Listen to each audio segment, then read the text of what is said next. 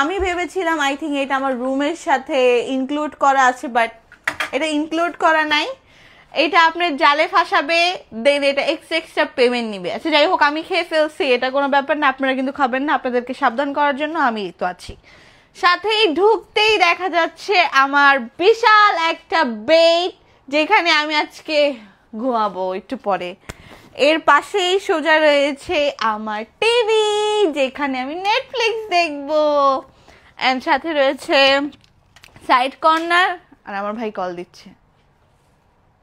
আচ্ছা যাই হোক, এখানে রয়েছে সাইড কর্নার, এখানে আমাদের খাবার আছে, মজার মজার খিচুড়ি একটু পরে খাবো এই আপনাদেরকে রুম ট্যুর দেওয়ার পর। আর সাথে রয়েছে একটা সিটিং এরিয়া, অনেক বেশি কিউট লাগছে এই সিটিং এরিয়াটা আমার।